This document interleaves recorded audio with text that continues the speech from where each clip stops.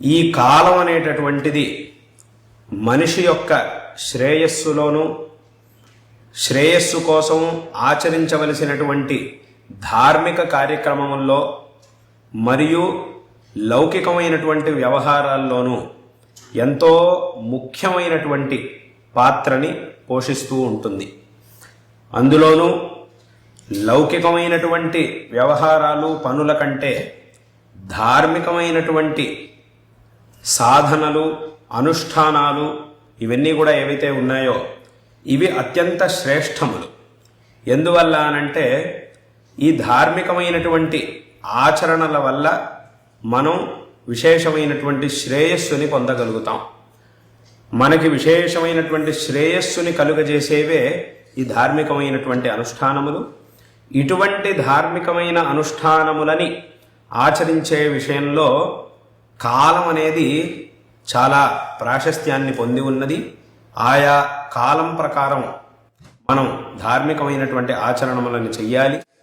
అటువంటి ఆచరణలని చేయడంలో ఇవాల్టి రోజు అనేది ఉగాది చాలా ముఖ్యమైనటువంటిది. ఒక సంవత్సరం పూర్తయ్యి మరొక సంవత్సరం ఇవాల్టి రోజు నుంచి ప్రారంభమవుతూ ఉన్నది. అందులోనూ ఈ సంవత్సరం పరాభవనామ సంవత్సర ఆరంభం ఇవాల్టి రోజున ప్రారంభమవుతూ ఉన్నది. క్రిందటి విశ్వావసునామ సంవత్సరం పూర్తయి పరాభవనామ సంవత్సరం ఇవాల్టి రోజు నుంచి ప్రారంభమవుతూ ఉన్నది. ఈ పరాభవ నామ సంవత్సరంలో సమస్త ఆస్తిక భక్త మహాజనులందరికీ కూడా సకల శ్రేయస్సులు లభించాలి.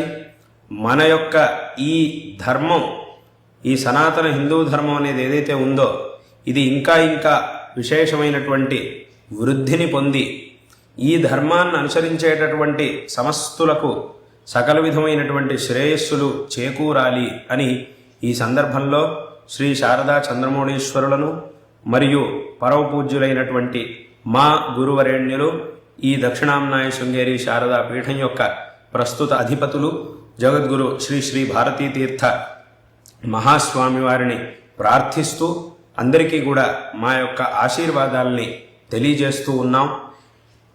ఈ సందర్భంలో అందరూ కూడా గమనించవలసినటువంటి చాలా ముఖ్యమైన విషయం అనంటే అది మన యొక్క ఈ సనాతన ధర్మం. ఈ వైదిక సనాతన ధర్మం అనేది ఏదైతే ఉందో ఈ పరంపరలో జన్మించినటువంటి వాళ్ళం మనందరం కూడా. కాబట్టి ఈ ధర్మాన్ని ఎల్లప్పుడూ కూడా కాపాడుకుంటూ ఆచరిస్తూ ఎన్ని లౌకికమైనటువంటి వ్యవహారములు పనులు ఏమున్నా కూడా అవన్నీ కూడా వాటిని చేయవలసినటువంటి సమయంలో వాటిని చక్కగా చెయ్యాలి. అదేవిధంగా వాటితో పాటు ఈ ధర్మాన్ని కూడా చక్కగా ఆచరించాలి. ఆచరించి ఈ జీవితాన్ని అందరూ కూడా సార్థకపరుచుకోవాలి. ఇది చాలా చాలా ముఖ్యమైనటువంటి విషయం. ఎందుకు అనంటే మన యొక్క శ్రేయస్సుకి కారణమైనటువంటిది ఏమిటి అనంటే ధర్మం. మన యొక్క దుఃఖాలకి కారణమైనటువంటిది ఏమిటి అనంటే అధర్మం. ఈ లోకంలో ఎన్ని మార్పులు వచ్చినా ఎంత ఆధునికత అనేది పెరిగినా కూడా దుఃఖం మాత్రం ఏమీ తగ్గలేదు. దుఃఖం అనేది వాటికి కూడా అలాగే ఉంది. ఒక రకంగా ఈ సౌకర్యాల వల్ల ఆధునికత వల్ల ఒక విధమైనటువంటి దుఃఖం తగ్గినా కూడా మళ్ళీ ఇంకొక వైపు నుంచి దుఃఖం అనేది వస్తూనే ఉన్నది. ఎందుకు ఇలాగా? మరి ఇన్ని సౌకర్యాల్ని కనిపెట్టినప్పుడు దుఃఖం అనేది సంపూర్ణంగా తగ్గిపోవాలి కదా, ఎందుకు తగ్గలేదు అనంటే ఇక్కడ మనం తెలుసుకోవాల్సినటువంటి విషయం, సౌకర్యాల్ని ఎన్ని మనం కనుక్కున్నా తయారు చేసినా కూడా దుఃఖం యొక్క మూలం అనేది ఏదైతే ఉందో అది అలాగే మిగిలిపోయింది. ఎప్పటి వరకు ఆ దుఃఖం యొక్క మూలం అనేది ఉంటుందో అప్పటి వరకు ఎన్ని సౌకర్యాలున్నా ఎన్ని ఐశ్వర్యాలు అధికారాలు ఎన్ని పెరిగినా కూడా ఎంత ఇప్పుడున్నటువంటి ఆధునికత కంటే ఇంకో 100 రెట్లు ఆధునికత పెరిగినా కూడా ఆ దుఃఖం యొక్క మూలం అనేది గనక అలాగే ఉంది అనంటే దుఃఖాన్ని ఎవ్వరూ కూడా ఆపలేరు. ఏ విధమైనటువంటి సౌకర్యాలు లేనటువంటి కాలంలో కూడా ఎంతో సుఖంగా బతికినటువంటి వాళ్ళు చాలామంది ఉండేవారు. ఇక్కడ మనం తెలుసుకోవాల్సినటువంటి విషయం ఏమిటంటే అదేమిటండి, ఇన్ని సౌకర్యాలు ఉండడం వల్ల మనకి సుఖం లభిస్తోంది కదా, ఈ సౌకర్యాలు ఏవి కూడా లేనప్పుడు మరి ఎలా సుఖంగా ఉండేవారు అని మనకు ఒక ప్రశ్న వస్తుంది. కానీ ఇక్కడ మనం తెలుసుకోవాల్సినటువంటి విషయం ఏమిటంటే సుఖానికి మూలం సౌకర్యం కాదు, సౌకర్యాలు కావు. సౌకర్యాల కంటే కూడా ఇంకా ముఖ్యమైనటువంటిది ఒకటి ఉంది, అదే ధర్మం. ధర్మం అనేది ఉన్నంత వరకు ఎటువంటి పరిస్థితిలో మనం ఉన్నా కూడా సుఖంగా ఉండగలుగుతాం. ఈ సౌకర్యాలు ఉన్నా లేకపోయినా మన దగ్గర ధర్మం అనేది ఉన్నది అనంటే మనం ఎక్కడున్నా కూడా చక్కగా సుఖంగా ఉండగలుగుతాం. కాబట్టి సుఖానికి శ్రేయస్సుకి మూలం ఏది అనంటే ధర్మం, దుఃఖానికి మూలం ఏది అనంటే అధర్మం. కాబట్టి ఆ ధర్మం ఉన్నంత వరకు సుఖం అనేది ఉండనే ఉంటుంది, అధర్మం ఉన్నంత వరకు దుఃఖం అనేది ఉండనే ఉంటుంది, అది ఎక్కడికి కూడా పోదు. కాబట్టి ఇక్కడ ఈ ప్రపంచంలో ఎన్ని మార్పులు వచ్చినా, ఎంత ఆధునికత అనేది పెరిగినా కూడా ఈ రెండు ఉన్నంతకాలం సుఖ దుఃఖాలు అనేవి లోకంలో ఉండనే ఉంటాయి. కాబట్టి మనకి సుఖం కావాలి అంటే, మనకి శ్రేయస్సు అనేది లభించాలి అనంటే దానికి తప్పకుండా మనం ధర్మాచరణని చెయ్యాలి. మనకి దుఃఖం అనేది రాకూడదు అనంటే అధర్మాన్ని త్యజించాలి అనేటటువంటి మాట ఏదైతే ఉందో ఇది మాత్రం ఎప్పటికీ మారదు. ఇప్పుడు కాదు, ఇంకో 100 సంవత్సరాలైనా, ఇంకో 100 రెట్లు ఆధునికతలు సౌకర్యాలు పెరిగినా, ఇంకా ఎక్కడెక్కడికో మనిషి అభివృద్ధి చెందినా కూడా ఈ విషయాలు మాత్రం ఎప్పటికీ కూడా మారవు అనేటటువంటి విషయాన్ని అందరూ కూడా చక్కగా తెలుసుకోవాలి. కాబట్టి అటువంటి గొప్ప సనాతన ధర్మాన్ని అందరూ కూడా చక్కగా ఆచరించాలి. దీని యొక్క అభివృద్ధికి, దీని యొక్క సంరక్షణకి అందరూ కూడా సంసిద్ధులు కావాలి అనేటటువంటి విషయాన్ని ఈ సందర్భంలో అందరికీ కూడా తెలియజేస్తూ ఉన్నాం. ఇవాటి రోజున ఎంతోమంది ఎన్నో రకాలుగా ఈ ధర్మాన్ని ఎలాగైనా సరే వినాశనం చెయ్యాలి అని ఎంతో ప్రయత్నిస్తూ ఉన్నారు. కానీ ఆ ప్రయత్నాలన్నింటినీ కూడా తిప్పికొట్టాలి. ఆ ప్రయత్నాలకి మన ధర్మం అనేది లోను కాకూడదు. ఈ ధర్మం అనేటటువంటిది ఎప్పుడు కూడా ఉత్తమమైనటువంటి స్థితిలో ఉండేలాగా చూసుకోవడం అనేది అందరి యొక్క బాధ్యత. ఈ ధర్మం అనేది చక్కగా ఉన్నప్పుడు అందరూ కూడా చక్కగా ఉండగలుగుతారు. కాబట్టి ఈ విషయాల్ని అందరూ కూడా చక్కగా తెలుసుకోవాలి. భగవంతుడు దశావతారాల్ని ఎత్తాడు అనేటటువంటి విషయం అందరికీ కూడా తెలిసినటువంటిదే. ఈ దశావతారాల్ని కనుక మనం చూస్తే ఒక్కొక్క అవతారంలోనూ ఒక్కొక్క తత్వం మనకి కనబడుతుంది. ఒక్కొక్క అవతారంలోనూ ఆ భగవంతుడి యొక్క స్వభావం, ఆ పరమాత్మ యొక్క తత్వం అవన్నీ కూడా మనకి రకరకాలుగా ఉంటాయి. ఒక అవతారం ఉన్నట్టుగా ఇంకో అవతారం ఉండదు.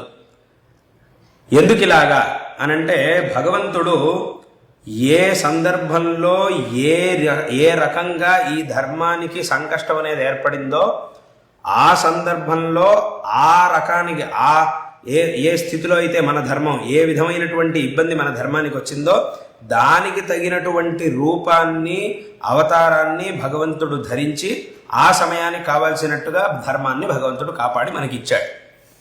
అంటే ఒకసారి రాముడిలాగా ఉండవలసి వచ్చింది, ఒకసారి కృష్ణుడిలాగా ఉండవలసి వచ్చింది, ఒకసారి నరసింహస్వామిలాగా ఉండాల్సి వచ్చింది, ఒకసారి పరశురామావతారం ఎత్తాల్సి వచ్చింది, ఒకసారి వామనావతారం ఎత్తాల్సి వచ్చింది.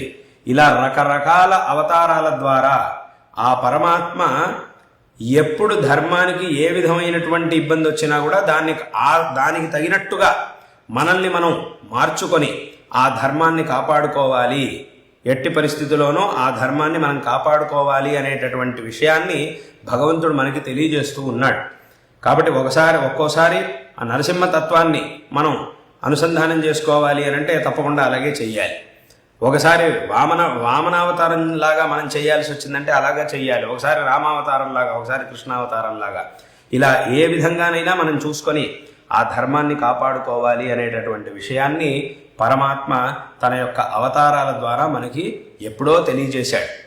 కాబట్టి ఇప్పుడున్నటువంటి పరిస్థితుల్లో అందరూ కూడా ఆ భగవంతుడు చూపించినటువంటి మార్గాన్ని అనుసరించి ఎక్కడ ఏ విధమైనటువంటి తత్వంతో మన ధర్మాన్ని మనం కాపాడుకోవాల్సి వస్తుందో అక్కడ ఆ రకంగా మనం దీన్ని కాపాడుకోవాలి అనేటటువంటి విషయాన్ని అందరూ కూడా చక్కగా తెలుసుకోవాలి. ఎందుకంటే ఇప్పటి కాలంలో అప్పుడైతే భగవంతుడు ఒకసారి నరసింహావతారం ఎత్తాడు, ఒకసారి రామావతారం, ఒకసారి కృష్ణావతారం, ఒకసారి పరశురామావతారం. కానీ ఇప్పుడు మనం చూస్తున్నటువంటి పరిస్థితుల్లో ఒకే సందర్భంలోనే ఈ 10 అవతారాల యొక్క తత్వాలు కావాల్సి వస్తుందేమో అని అనిపిస్తూ ఉన్నది. అంటే ఒక చోట నరసింహతత్వం కావాలి, ఒక చోట అదే సందర్భంలో ఇంకొక చోట శ్రీరాముడి తత్వం కావాలి. శ్రీరాముడి తత్వం అనేది ఎంత గొప్పది, దాని గురించి ఒక చిన్న ఉదాహరణ చెప్పాలి అనంటే, రాముడు రావణాసురుణ్ణి వధించడానికని వెళ్ళాడు.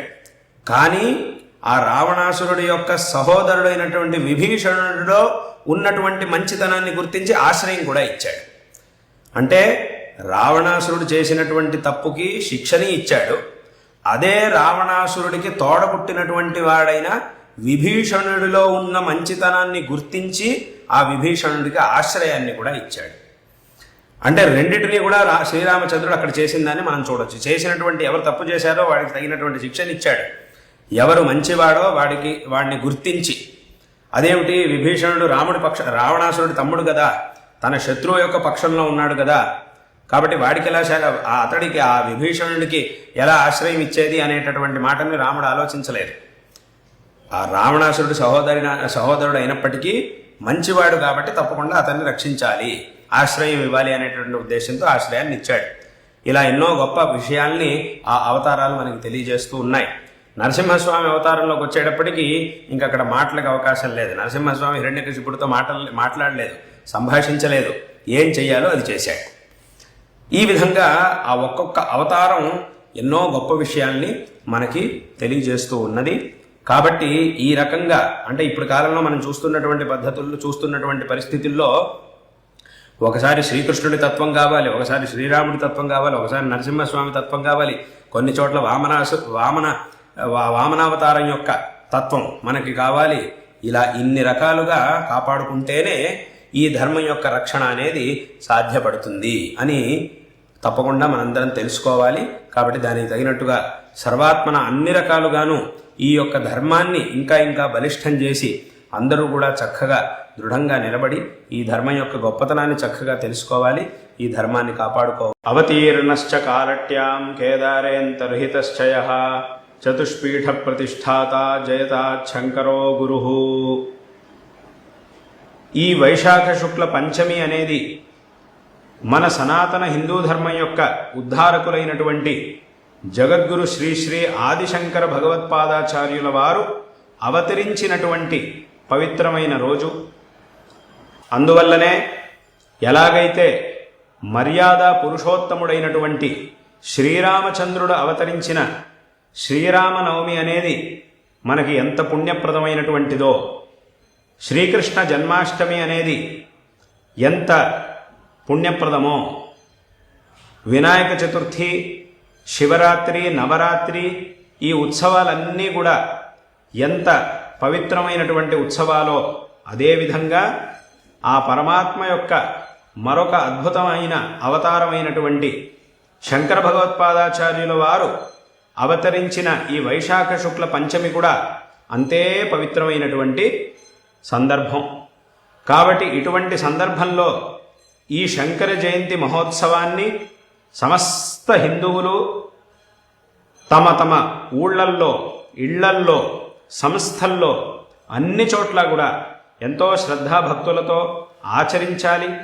శంకర భగవత్పాదాచార్యుల వారు ఈ లోకం కోసం చేసినటువంటి ఉపదేశాలు, ఈ లోకాన్ని ఉద్ధరించడం కోసం, సమస్త జనులకు ఈ జీవితాన్ని సార్థకపరుచుకోవడం కోసం చూపించినటువంటి మార్గం ఏదైతే ఉందో, మన వేదములు, శాస్త్రములు, పురాణాలు, ఇతిహాసాలు సమస్త వైదిక వాంగ్మయాన్ని ఆధారంగా ప్రమాణంగా చేసుకొని అక్కడున్నటువంటి గొప్ప విషయాల యొక్క సారాంశమైనటువంటి ఆ అద్వైత తత్వాన్ని మరియు ఆ అద్వైత తత్వాన్ని సాక్షాత్కరించుకోవడానికి కావలసినటువంటి సాధనా పద్ధతుల్ని శంకరులు మనకు ఉపదేశం చేసి ఉన్నారు.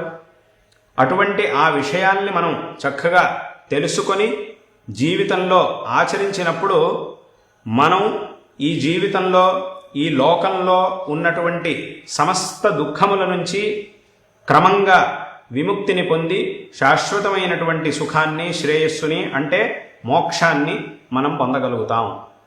అటువంటి గొప్ప మార్గాన్ని చూపించినటువంటి వారు మహాపురుషులు శంకర భగవత్పాదాచార్యుల వారు. శంకరాచార్యుల వారు ఎన్నో పనులను చేసి ఉన్నారు. వారు చేసినటువంటి పనులన్నింటినీ కూడా మనం 3 రకాలుగా విభజించి తెలుసుకోవచ్చు. మొట్టమొదటి పని ఏమిటి అనంటే, శంకరులు అవతరించిందే ఈ లోకానికి జ్ఞానాన్ని ఇవ్వడం కోసం, అజ్ఞానాన్ని పోగొట్టి జ్ఞానాన్ని ఇవ్వడం కోసం. కాబట్టి అటువంటి జ్ఞానాన్ని మనకు అందజేయడం కోసం ఎన్నో గ్రంథాల్ని శంకరాచార్యులు వారు రచించారు. ఆ గ్రంథములలో ప్రస్థానత్రయ భాష్యాది గ్రంథాల్లో అద్వైత తత్వాన్ని ఉపదేశించి మోక్ష మార్గాన్ని చూపించారు. ఎన్నో స్తోత్రములని రచించి ఆ స్తోత్రముల ద్వారా పఠించేటటువంటి వాళ్ళందరూ కూడా విశేషంగా భగవత్ కృపకు పాత్రులై భగవద్ అనుగ్రహానికి పాత్రులవ్వడానికి కావలసినటువంటి మార్గాన్ని చూపించారు. అదేవిధంగా ప్రశ్నోత్తర రత్నమాలిక, భజగోవింద స్తోత్రం మొదలైనటువంటి గ్రంథాల ద్వారా ఒక అత్యుత్తమమైనటువంటి వివేకవంతమైనటువంటి సమాజాన్ని, దేశాన్ని నిర్మించడానికి కావలసినటువంటి విషయాల్ని మనకు ఉపదేశం చేసి ఉన్నారు. ఇక్కడ ఉన్నటువంటి ఈ విషయాలన్నింటినీ కూడా చక్కగా మనం అర్థం చేసుకుంటే నేటి సమాజంలో, ఈ ప్రపంచంలో మనం చూస్తూ ఉన్నటువంటి ఎన్నో రకాల సమస్యలకి తప్పకుండా మనకి పరిష్కారం లభిస్తుంది. అటువంటి అద్భుతమైనటువంటి ఉపదేశాల్ని శంకరాచార్యుల వారు ఈ ప్రశ్నోత్తర రత్నమాలిక మొదలైనటువంటి గ్రంథాల్లో చూపించారు, ఉపదేశించారు. అంతేకాదు ఈ జీవితాన్ని సార్థకపరుచుకొని ఇటు లౌకిక ప్రపంచంలోనూ మరియు ధార్మిక ఆధ్యాత్మిక ప్రపంచంలోనూ 2 రకాలుగాను, లౌకికమైన జీవనంలోనూ ఆధ్యాత్మికమైనటువంటి జీవనంలోనూ రెండిటిలోనూ మనం సర్వోన్నతమైనటువంటి స్థానాన్ని పొందడానికి కావలసినటువంటి మార్గాల్ని, విషయాల్ని శంకరులు మనకి ఉపదేశించారు. అదేవిధంగా సంపూర్ణమైన భారతదేశాన్ని అటు కాశ్మీరం నుంచి కన్యాకుమారి వరకు, ద్వారక నుంచి కామాఖ్య వరకు సంపూర్ణమైనటువంటి భారతదేశంలో ఎన్నో సంప్రదాయాలు, ఎన్నో భాషలు, ఎన్నో ఆచరణలు, ఎన్నో పద్ధతులు, ఎన్నో సంస్కృతులు ఇవన్నీ ఉన్నప్పటికీ వీటన్నిటినీ కూడా అద్వైత సిద్ధాంతము అనే ఏకసూత్రంతో వీటన్నిటినీ కూడా ఐకమత్యం చేసి, ఏకీకృతం చేసి, విశేషంగా యావద్ ఆస్తిక లోకాన్ని ఏకీకృతం చేసి జాగృతం చేసినటువంటి వారు శంకర భగవత్పాదాచార్యుల వారు. కాబట్టి శంకరాచార్యుల వారు చేసినటువంటి ఆ లోకానుగ్రహం ఏదైతే ఉందో దాన్ని మనం ఎప్పటికీ కూడా మర్చిపోకూడదు. శంకరులు ఈ దేశం మొత్తాన్ని ఏకీకృతం చేసి అందరికీ కూడా సరైనటువంటి మార్గాన్ని చూపించారు. అక్కడికి దేశాన్ని దృఢపరిచారు, ధర్మాన్ని దృఢపరిచారు, అన్నిటినీ కూడా దృఢపరిచి ఈ సమాజానికి, సమస్త మానవాళికి అద్భుతమైనటువంటి అనుగ్రహం చేశారు. కాబట్టే శంకరాచార్యుల వారు ఎవరో కొంతమందికి మాత్రమే గురువులు కాదు, వారిని మనం జగద్గురువులు అని అంటాం. ఎందుకంటే వారు చేసినటువంటి కార్యం జగత్ కళ్యాణం కోసం, జగత్తులో ఉండే ప్రతి ఒక్కరి శ్రేయస్సు కోసం. కాబట్టే వారిని మనం జగద్గురువులు అని అన్వర్థంగా పిలుస్తాం. ఈ శబ్దం జగద్గురు అనేటటువంటి పదం ఏదైతే ఉందో ఇది శంకర భగవత్పాదాచార్యుల వారిలో ప్రయోగించబడినప్పుడు చాలా ఒక విశేషమైనటువంటి శక్తిని పొందుతుంది, ఒక విశేషమైనటువంటి అన్వర్థతని, సార్థకతని ఈ శబ్దం పొందుతూ ఉన్నది. కాబట్టి శంకరులు చేసినటువంటి మొట్టమొదటి కార్యం ఈ గ్రంథముల రచన. అదేవిధంగా రెండో కార్యం సమస్త భారతదేశంలో సంచరించుట. సమస్త భారతదేశంలో ఎన్నో చోట్లకు వెళ్ళి సంచరించి అందరినీ కూడా జాగృతం చేసి సరైనటువంటి మార్గాన్ని ఉపదేశించారు. ఎన్నో క్షేత్రములను ఉద్ధరించారు. ఎన్నో క్షేత్రముల్లో అప్పటి కాలంలో ఉన్నటువంటి తామసికమైన ఆచారాలు, తామసికమైనటువంటి దురాచారాలు వీటన్నిటినీ కూడా నిలిపివేసి, నిలువరించి సరైనటువంటి సాత్వికమైన పద్ధతులు, ఎన్నో చోట్ల జంతు బలులు ఇవన్నీ కూడా జరుగుతూ ఉంటే వాటన్నిటిని కూడా ఆపించి సాత్వికమైనటువంటి పూజా పద్ధతుల్ని ప్రవేశపెట్టారు. ఇవాళకి కూడా ఆ పూజా పద్ధతుల్ని మనం ఆయా క్షేత్రాల్లో చూస్తూ ఉన్నాం.